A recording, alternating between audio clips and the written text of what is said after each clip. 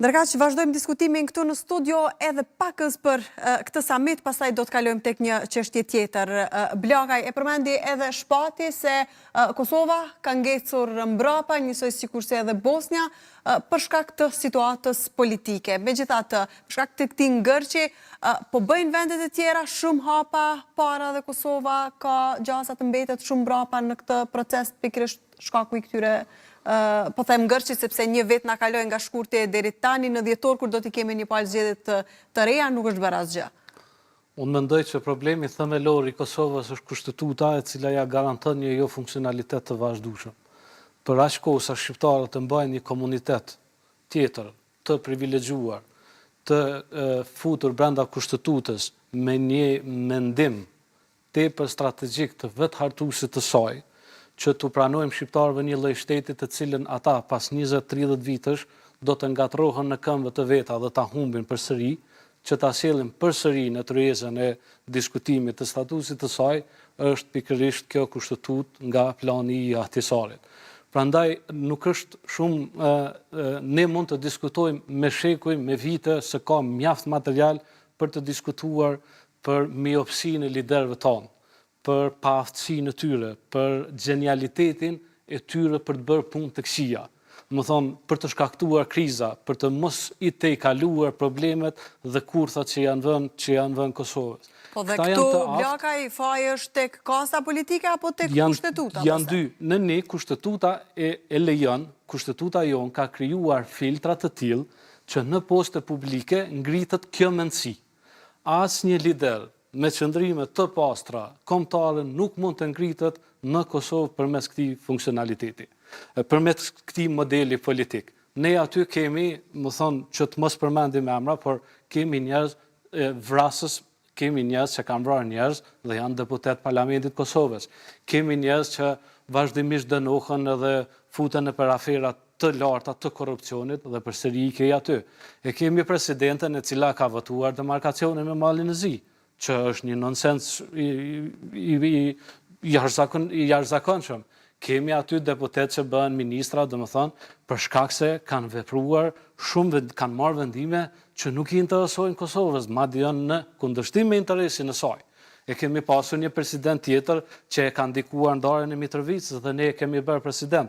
Pra, ne kemi një koordinim mes kësaj kushtetute që i lejon vetëm këta të ngriten në prominencë dhe veprimet e tyre pastaj. Dhe unë këtu për veprimet e tyre mund të mbaj me shekuj ligjërata gabimet e tyre që i bën. Prandaj, ne kemi një klasë politike të papërgjegjshme, tepër të pa instruktuar politikisht.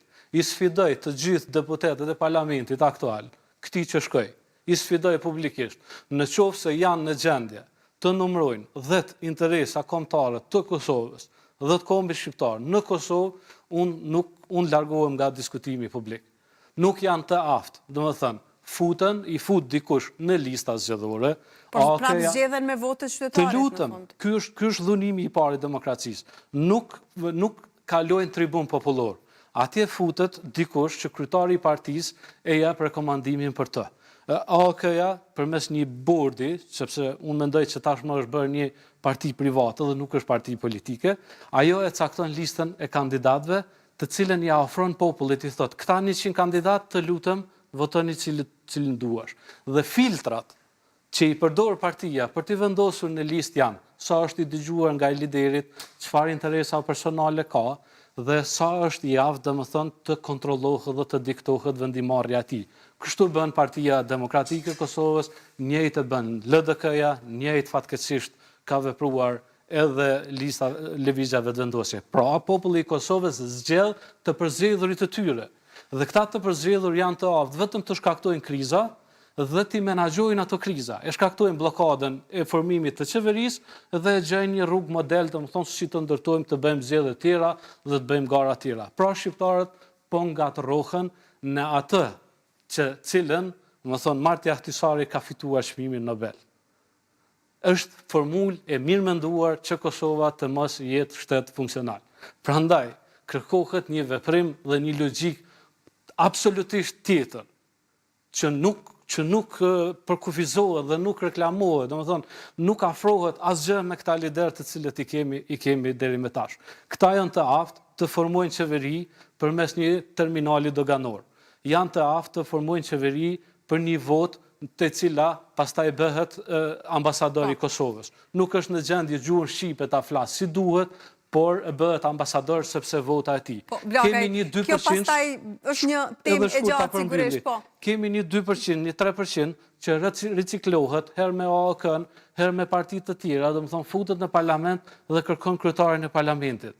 Pra, të gjitha këto bashk i japin kësaj kaste politike të Kosovës këtë mbiemër të cilin unë ja vë, dhe këta nuk e kanë problem, se Kosova as nuk zhvillohet së brendshmi, që Kosova shumica popullit të saj jeton dhe është rroktare e perëndimorëve, sepse është njëjtë, kam jetuar 16 vite në Vjenë dhe e di çfarë ka qenë pozicioni i një shqiptari në Vjenë.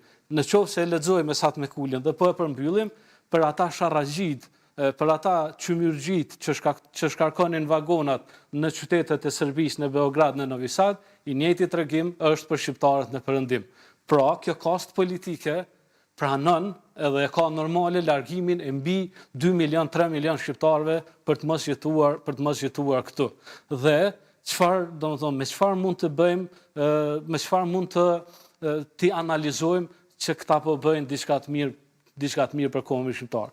Prandaj unë jam shumë pesimist për shkak të tyre. Po e qartë, Blaga edhe sigurisht